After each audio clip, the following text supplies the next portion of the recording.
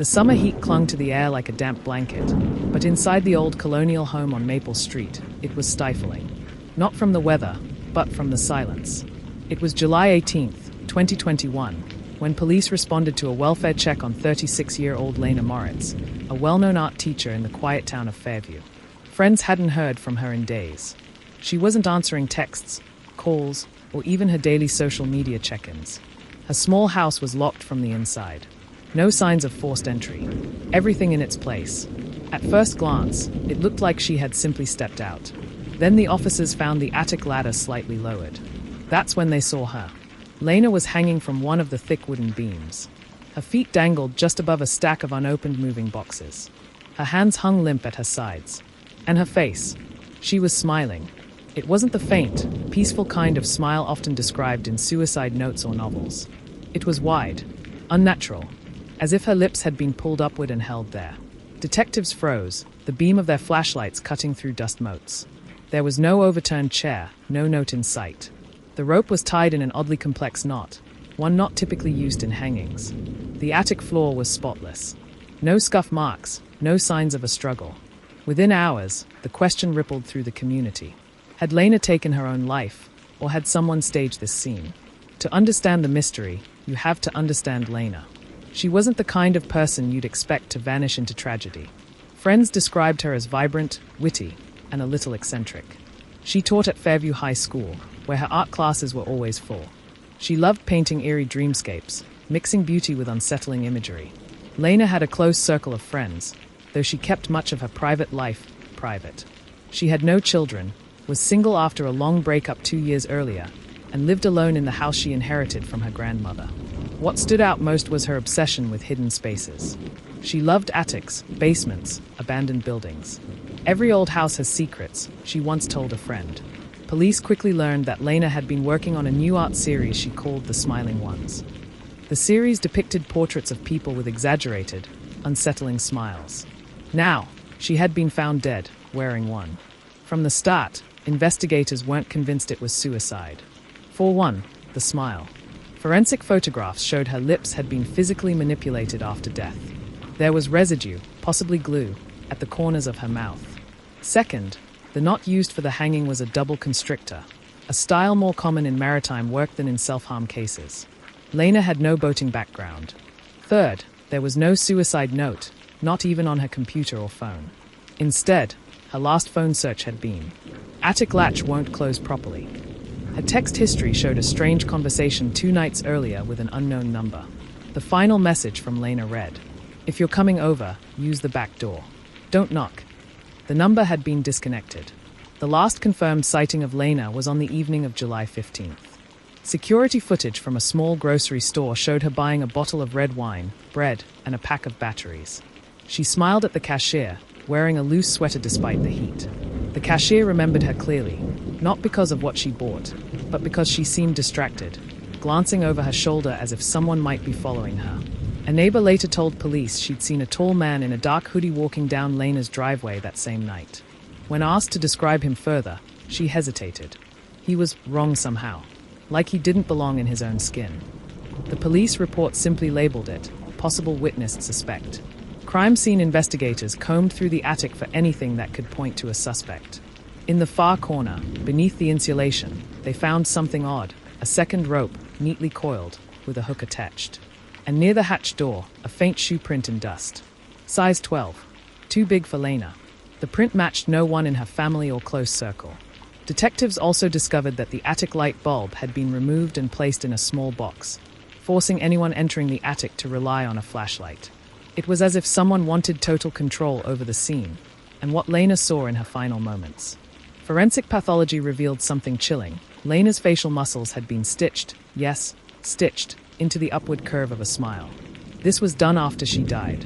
The stitching was crude but intentional, using thin fishing line. Whoever did it had a steady hand. Police now had no doubt this was murder, and the killer wanted to send a message. When detectives looked deeper into Lena's Smiling Ones art series, they found a disturbing pattern. Each painted face in her series bore an eerie resemblance to real missing persons from neighboring counties. And the smiles were identical to hers. In the months before her death, Lena had been researching disappearances. She had clippings, police reports, and photographs, most of which had never been made public. Her computer searches included names of victims whose cases were unsolved. All had been young adults found dead under suspicious circumstances. The unifying detail: each had been discovered with an unsettling, manipulated smile. It was as if Lena had stumbled upon a pattern, one that someone was willing to kill to protect. Funeral: the Fairview Police Department received an anonymous letter. No return address. No fingerprints. Inside was a single sentence, typed in blocky letters. She should have stopped painting them. The envelope also contained a Polaroid photograph. It showed Lena, alive, in her attic. Her mouth had already been stitched into the grotesque smile. The timestamp was 2 days before her body was found. The Polaroid was a game changer. The photograph was developed using film stock discontinued in 2018. Detectives traced a recent purchase of expired Polaroid film to a flea market 2 towns over. The vendor remembered selling it to a man in his late 40s, wearing gloves despite the summer heat. He paid in cash and avoided small talk. When police showed the vendor sketches, one caught his attention: Elias Crane, a drifter with a history of breaking into abandoned homes.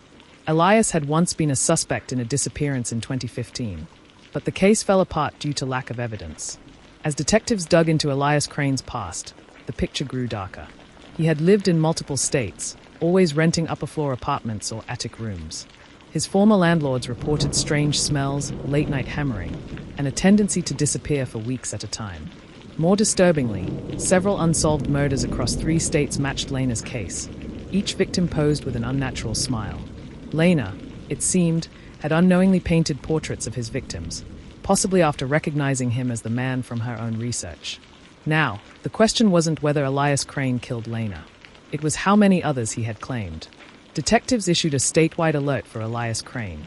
But tracking him was like chasing smoke: no credit cards, no fixed address, and an uncanny ability to vanish. Surveillance from a Greyhound bus terminal finally caught a break, Elias boarding a bus heading north. He was wearing a faded baseball cap and carrying a large duffel bag. Inside that bag, nobody knew. The bus company provided a passenger manifest, but the name he used, William Sutter, was fake. Still, police knew his likely destination, an old mill town notorious for its abandoned buildings. The theory was simple: Elias always went where there were empty spaces and forgotten people. Fairview detectives teamed up with state police to monitor the mill town's main boarding houses. 3 nights in, a patrol officer spotted a figure slipping into a boarded-up textile factory. When backup arrived, they found the lock broken from the inside, and inside, on the dusty upper floor, a disturbing setup. A single mattress, a pile of old rope, dozens of photographs of smiling faces tacked to the wall. Some photos were victims police recognized. Others had never been reported missing. In the center of the display was a painting, one of Lena's originals. Pinned to it was a note. She painted the truth. The factory search had barely wrapped when a tip came in. A gas station clerk reported a man matching Elias's description buying duct tape, fishing line, and batteries. An unmarked unit tailed him to a rundown motel on the edge of town. But when the SWAT team moved in, the room was empty, the bed still warm, the shower dripping. On the dresser was a single Polaroid. It showed the gas station clerk, smiling that same grotesque smile. The clerk was found alive, bound in the motel bathroom. Elias had left minutes before police arrived. 2 days later, Detective Sarah Donnelly, the lead investigator, received a call from a blocked number. She answered, and heard only breathing. Then a man's voice. "You're looking for me, but you should be looking up." The line went dead. Hours later, a maintenance worker found a rope tied to a beam in the police station's own attic storage. Dangling from it, a crude mannequin, its face stretched into a smile. The message was clear: Elias was watching them. As the task force dug into Elias's history, they learned he wasn't a random drifter.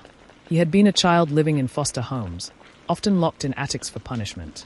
One foster family reported finding him at age 12 fixing the face of a dead barn cat by stitching its mouth into a grin. Psychological profiling suggested that Elias saw the smile as a symbol of permanent happiness, a twisted gift he gave his victims. And Lena, she had unknowingly recreated his fantasy on canvas. Her paintings had made her his obsession. The task force devised a risky plan: use Lena's art to lure Elias in. They arranged a public exhibit in a nearby city, heavily publicized but under covert police watch. Among the pieces on display was Lena's unfinished final painting, a self-portrait, faint pencil marks outlining a smile that had never been completed. The hope was that Elias wouldn't be able to resist finishing it. For 2 nights, nothing happened. On the 3rd night, motion sensors tripped in the gallery. Officers entered silently. In the dim light, a man stood before Lena's painting, head tilted, fishing line in his hands. "Elias," Detective Donnelly said quietly. He didn't run.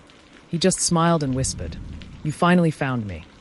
As officers moved in, he dropped the fishing line, revealing it had been wrapped around a Polaroid camera. He snapped a photo of Donnelly before they took him down. In custody, Elias was calm, almost polite.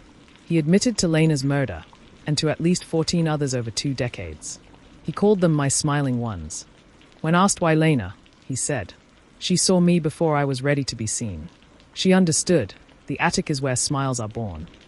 He refused to name all his victims, claiming the smiles would speak for themselves. In his cell, he hummed while drawing diagrams of attics from memory. Elias Crane's trial became one of the most watched in the state's history. Prosecutors presented forensic evidence, the Polaroids, and Lena's paintings as a haunting visual record of his crimes. The defense argued insanity, painting Elias as a product of severe childhood trauma. The jury took less than 5 hours to convict him on multiple counts of murder.